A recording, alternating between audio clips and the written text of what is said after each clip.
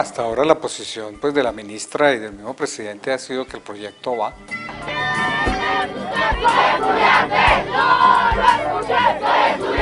Colombia le destina a la guerra casi 10 veces lo que le destina a la educación superior.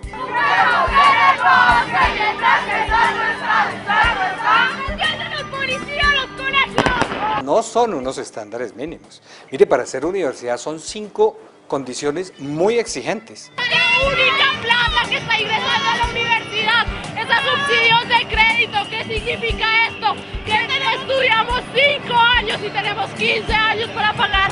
Es justo, compañeros, es justo. Colombia no ha tomado la decisión a qué le voy a apostar.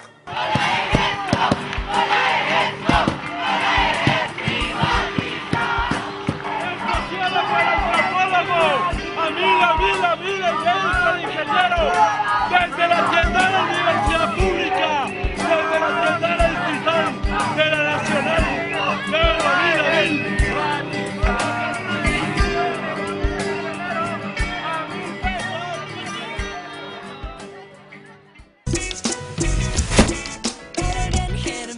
Contravía.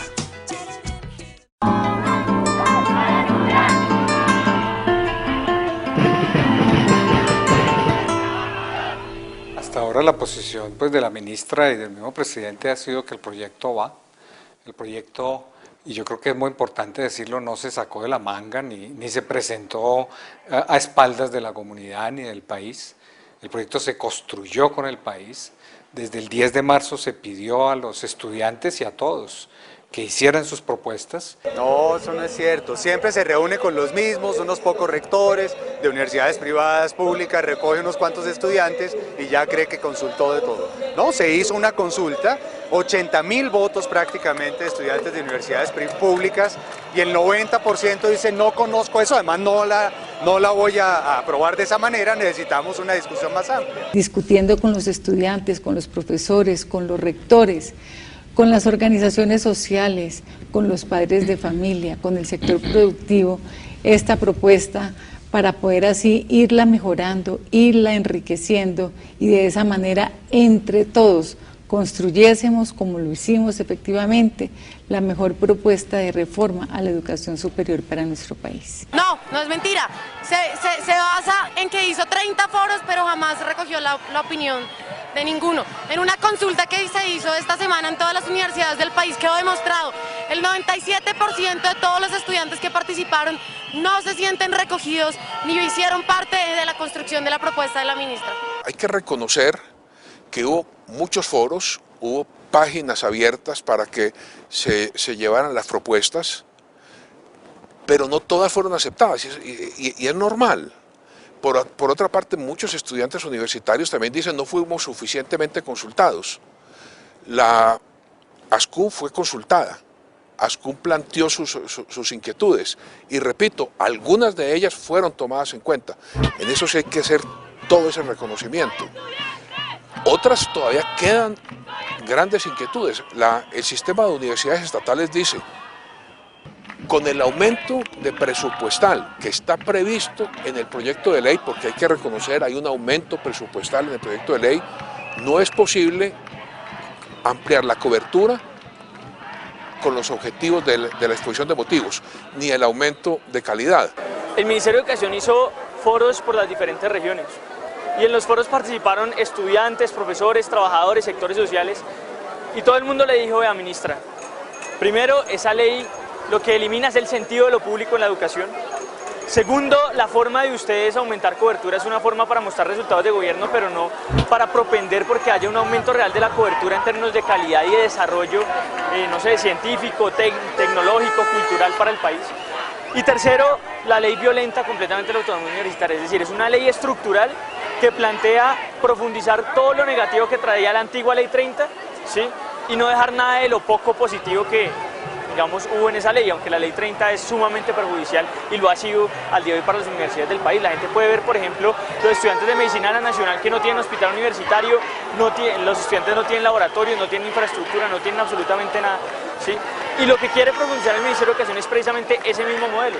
Entonces, en esos foros le dijimos eso y la ley final es exactamente igual. solo que le quitaron explícitamente el artículo de ánimo de lucro, pero al día de hoy ya existen universidades con ánimo de lucro en Colombia. Se presentaron inquietudes por la propuesta inicial que hicimos de permitir instituciones educativas, sobre todo en la educación superior, con ánimo de lucro. Discutimos esto muchísimo, hay países que lo han hecho con mucho éxito, pero atendiendo las inquietudes del sector educativo, esta iniciativa se retiró de la reforma. El hecho de que se haya excluido en la propuesta que radicó el Ministerio de Educación en el Senado la creación de instituciones con ánimo de lucro no arregla nada. ¿Por qué?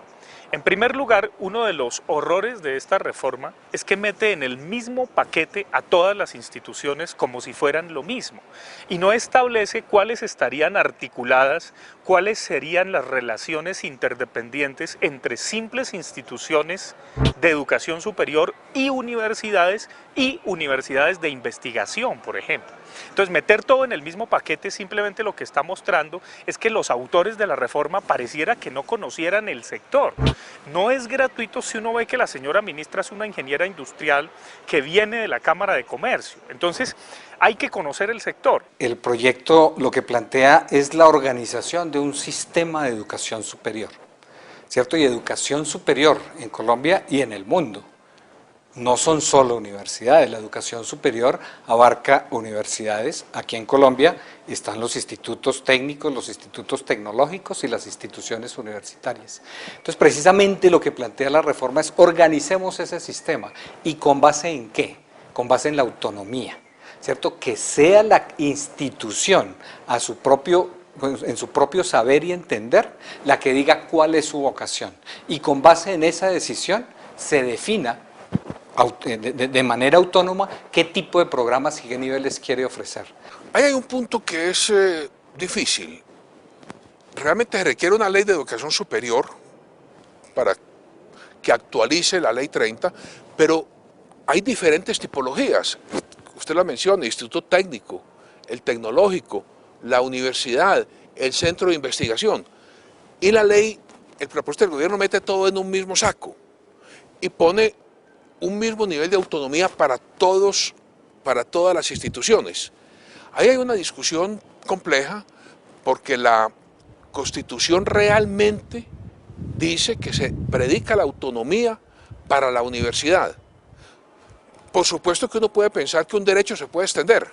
Yo por eso creo que eso es un punto de discusión, pero lo que sí es complicado es que se pone toda la normatividad similar para toda la tipología de la educación superior. Y realmente las universidades tienen unas características diferentes porque integran varias áreas del conocimiento y áreas del conocimiento que van más allá del saber hacer, sino entender por qué se hace, promover el cambio, pensamiento crítico. La universidad es un paso mucho más adelante que los otros niveles y no está contemplado en el proyecto de ley.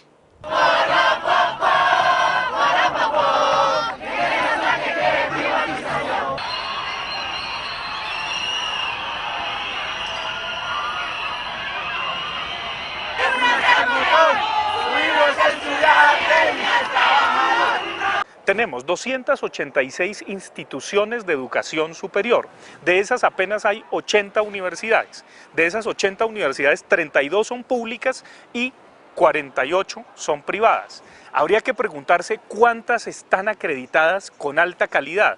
Tengo entendido que son 9 públicas y más de 10 privadas. Pero entonces las 206 instituciones de educación superior restantes, ¿qué calidad tienen? Es que la educación superior realmente es hoy en día la principal herramienta contra la inequidad. Entonces partimos de ahí, ¿cierto? Que es una gran herramienta y que el gobierno y el Estado en general va a hacer un enorme esfuerzo para que llegue al 50%. Esto equivale a lo que usted dice, son 645.000 exactamente, jóvenes más estudiando. Ahora, obviamente, un país, ni Colombia, ni Brasil, ni la China, ni Estados Unidos, necesita a todos sus ciudadanos profesionales, ni con maestría ni con doctorado. Ellos inflan la cifra con una cantidad de tecnológicas que han venido ampliando en el SENA. El SENA aumentó su cobertura dividiendo por 3 cada uno de sus cursos de 3 años. Entonces lo ofrece como cursitos y aumenta la cobertura. Le metieron una cantidad de cupos a universidades que no pueden con ellos, Pamplona, Tolima, Chocó, Tecnológica de Pereira. Es decir, aumentan los cupos a toda costa, ¿sí?, a cambio de unas chichiguas de plata, y así lo que estamos es deteriorando la calidad, y se puede demostrar además. Esa obsesión por mostrar cifras de cobertura, en el fondo, va en detrimento de la calidad, y los mecanismos que prevé el proyecto de reforma no son muy claros para garantizar la calidad, porque está definiéndose por lo bajo. La gente va a hacer un balance entre, hombre, me quiero endeudar, así sea tasa de interés cero, en una universidad de calidad, o prefiero irme para una universidad que nosotros ya llamamos con ánimo de lucro, así no está explícito en la ley, que son usualmente universidades de muy baja calidad, y salir como un técnico. Entonces eso genera una estratificación de la educación, una enorme inequidad en términos del país. Colombia tiene una enorme necesidad de técnicos y tecnólogos, ¿cierto? Técnicos profesionales, ¿sí?, con unos conocimientos, unas competencias muy claras. Y tiene una enorme necesidad de tecnólogos. Entonces formemos más técnicos profesionales y tecnólogos. Ahora también hay una necesidad adicional de profesionales. Entonces formemos unos profesionales. Estas instituciones de educación superior tienen requisitos mínimos, pero entonces si usted define una reforma por lo mínimo, por lo bajo, no lo hace por lo alto. Entonces ahí vemos un poco lo dramático de esta suerte de pirámide de la educación superior que se quiere legalizar en Colombia. Ese es uno de los dramas que atenta contra la calidad.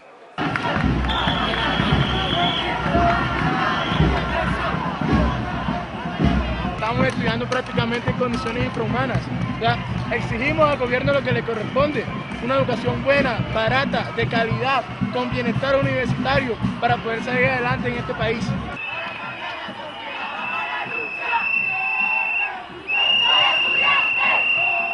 Por ejemplo, la estructura del presupuesto de la Universidad Nacional, realmente todos los gastos recurrentes, todo el funcionamiento se paga con recursos del Estado, el 100%.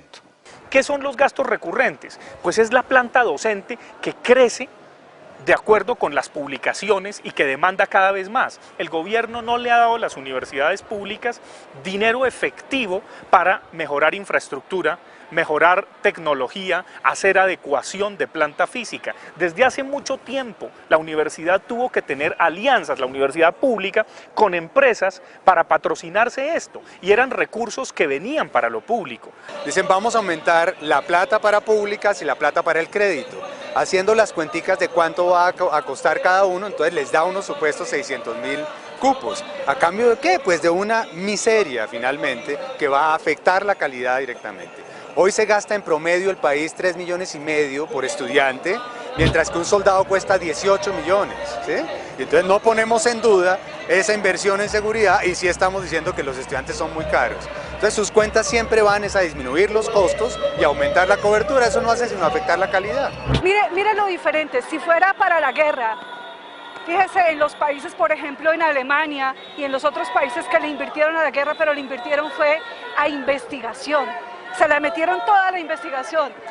Sí, era para la guerra según ellos, pero fíjese que habiéndole invertido a la investigación y a la educación, porque sabían que era allí donde se generaba conocimiento, lanzaron esos países adelante. Aquí se le invierte, pero ni siquiera a la investigación para la guerra, se le invierte es a la milicia, o sea, a que simplemente se maten. Colombia le destina a la guerra casi 10 veces lo que le destina a la educación superior. No olvidemos que el ejército colombiano tiene bajo sus armas un número similar al que tiene Brasil, que es 8 veces más grande y una economía 10 veces más grande.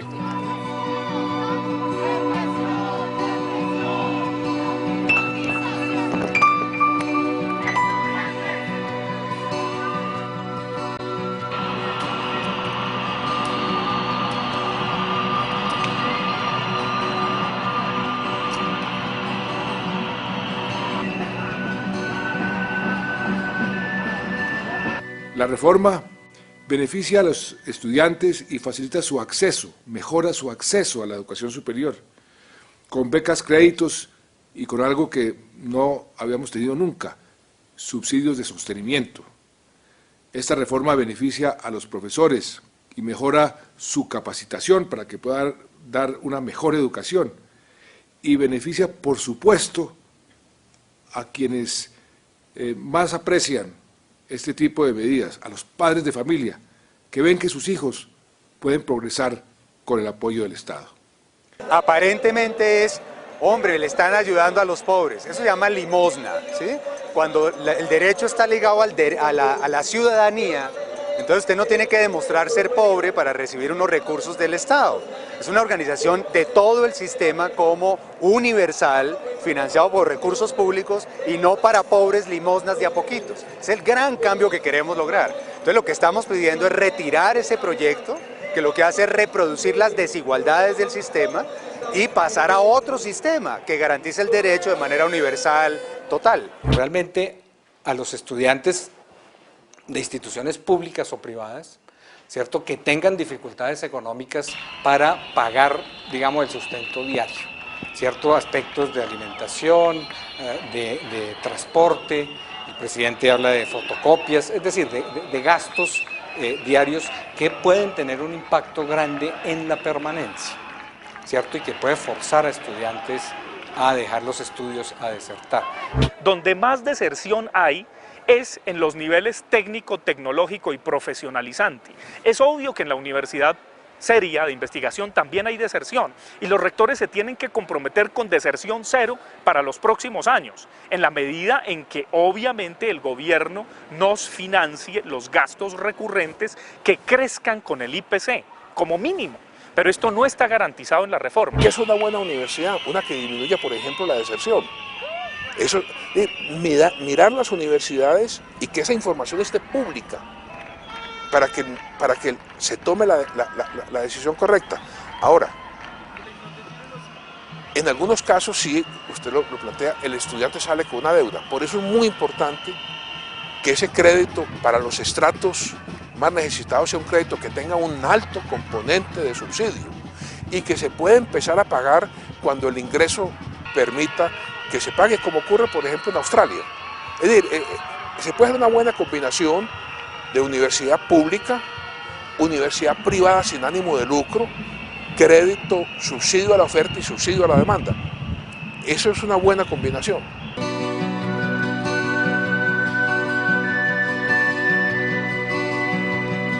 Creo que las universidades nacen con un fin en la sociedad y es para mejorar la calidad de vida de la gente.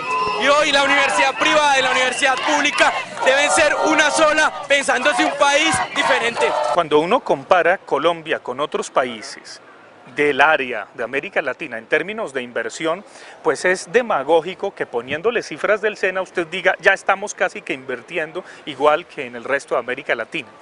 El modelo brasileño, que permitió efectivamente la introducción de instituciones de educación superior con ánimo de lucro, se logró para aumentar cobertura, porque al mismo tiempo hizo una ambiciosísima inversión en universidades de investigación, en universidades serias, en universidades públicas que están en los rankings internacionales de las 500 mejores del mundo. Hoy día, la única que está es la Universidad Nacional de Colombia. En esos países se le apostó a la educación.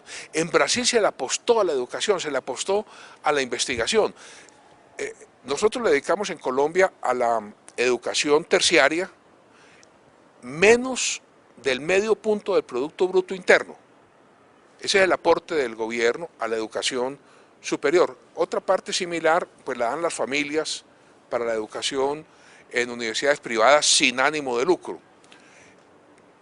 ¿Qué se obtiene? Pues lo que se puede obtener con el 0,5%. Los otros países le dedican el 1, 2%. ¿Por qué? Tienen diferentes prioridades del gasto público. Cuando nosotros tenemos las prioridades del gasto público, no es la educación, no es la investigación, no es el bienestar, pues obtenemos la sociedad que tenemos. Si existieran los recursos, totalmente de acuerdo. ¿Cierto? Realmente, si Colombia fuera un país, cierto, rico, con recursos suficientes para eso, probablemente, aunque no necesariamente, mire, países como Alemania, por ejemplo, con una tradición de educación pública tremenda, pues hace unos años está cobrando matrícula. Está cobrando matrícula porque los costos de la educación son muy altos y porque la educación superior, digamos que favorece enormemente no solo a la sociedad, que lo hace y mucho, sino también al individuo. Por lo tanto, el individuo debe retribuir algo a la sociedad en ese sentido. Aquí, marchando con el pueblo. Espero que todos se unan a mí y no le hagan caso a esos universitarios revoltosos. ¡A juicio, Santos! ¡Mentira! ¡A juicio, Santos! Les cuento, sinceramente, no lo puedo comprender.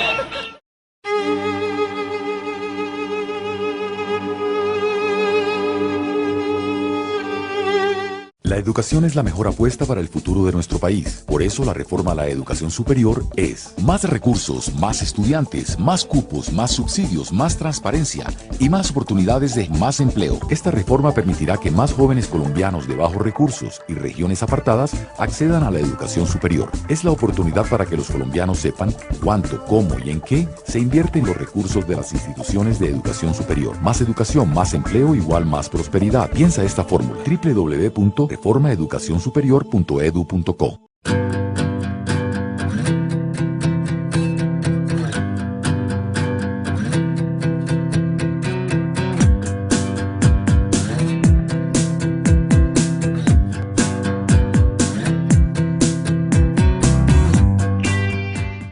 En Colombia hay millones de jóvenes deseosos de estudiar y aportar al desarrollo de un país. Pero a pesar de que somos muchos los jóvenes que soñamos con acceder a una universidad pública, las oportunidades son muy pocas. Los cupos son limitados y el examen de admisión le cierra la puerta a muchos.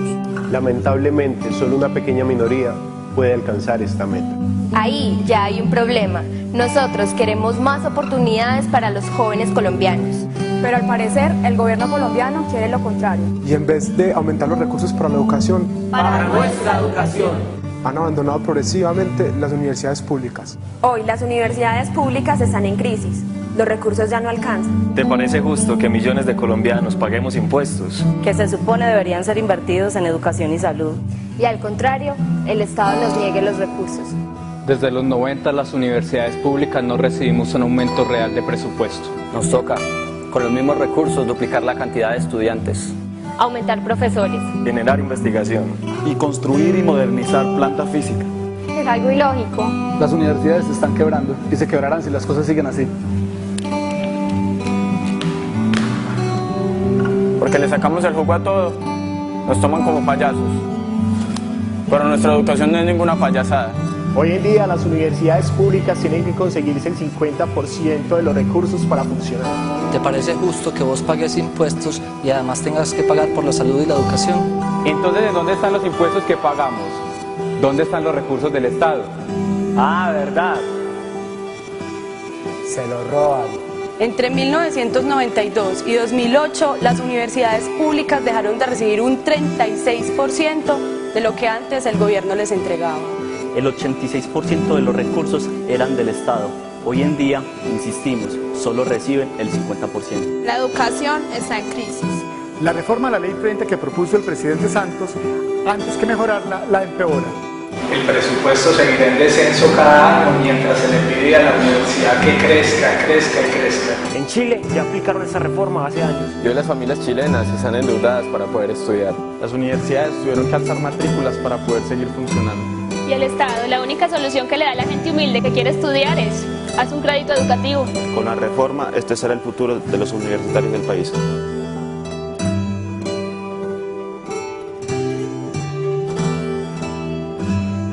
Por eso acudimos a todos los jóvenes colombianos que sueñan con un futuro mejor. Y a todas las familias que queremos salir adelante. A todos los colombianos para que no permitamos que las universidades públicas sigan en crisis. Apóyanos, no a la reforma de Santos que disminuye los recursos de las universidades. Exigimos una reforma que de verdad aumente los recursos. Somos jóvenes, queremos estudiar. Nuestro futuro está en riesgo. La lucha no es mía. La lucha es de todos. Queremos educación, queremos servir al pueblo. Apóyanos.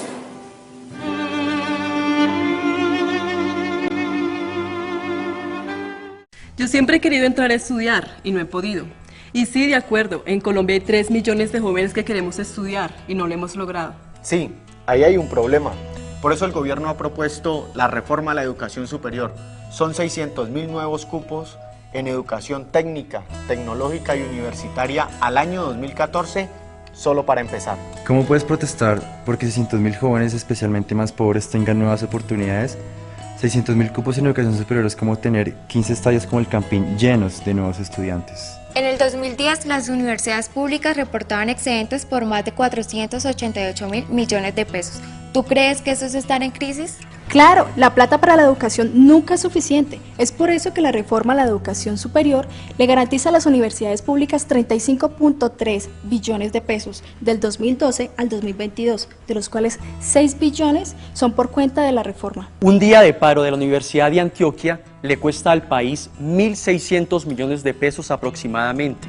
Con esa misma plata le podríamos dar educación gratuita a más de 1.283 niños durante un año. Esta reforma propone que los jóvenes más pobres no tengan que pagar su crédito educativo, sino hasta cuando tengan un trabajo formal que les permita hacerlo. Si no, no lo pagan. ¿Esto les parece muy malo? En Chile, el 20% de los jóvenes estudian en universidades públicas, mientras que en Colombia son más del 55%. Y por si no lo sabías, la matrícula es completamente subsidiada. Piensa y argumenta. Yo no quiero tu protesta. Yo quiero tu propuesta. Hay un video que está circulando en las redes sociales, bastante desafortunado por cierto, en donde se contrató a unos actorcitos para hacerlos pasar por estudiantes, de manera que uno de ellos dice que 600.000 nuevos cupos es como llenar 15 estadios del Campín. Pues tiene toda la razón, es masificar la educación superior y eso es dramático. Entonces hablar de cifras gruesas, groseras, como las presenta este video, pues evidentemente no solamente es una payasada, sino que es demagógico e indignante. No lo hicimos nosotros, ¿sí? Lo he visto, realmente vi el video, tiene sus imprecisiones, ¿cierto? Tiene por lo menos una o dos imprecisiones, menos que los otros, ¿cierto? Porque pues aquí de comunicaciones obviamente me envían todos los videos que salen y es el que menos imprecisiones tiene. Lo que yo le puedo decir es que ese es un video que no produjo el ministerio, no.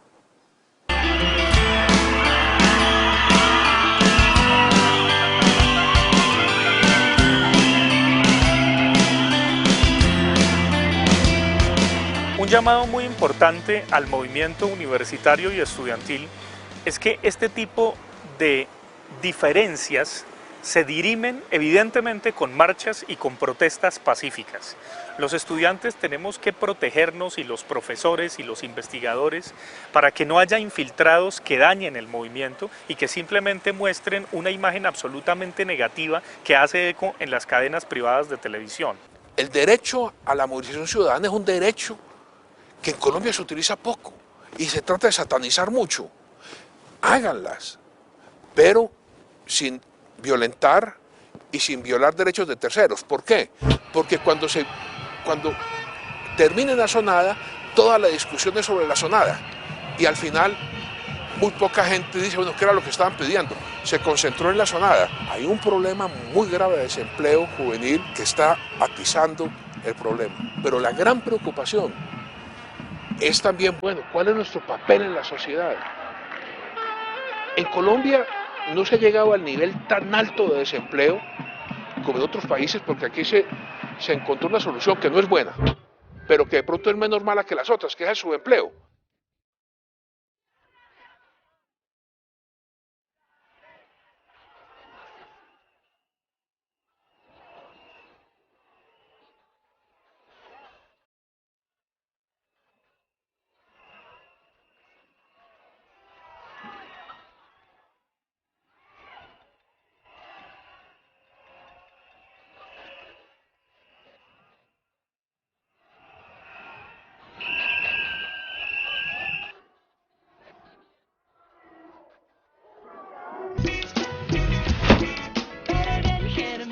Contravía.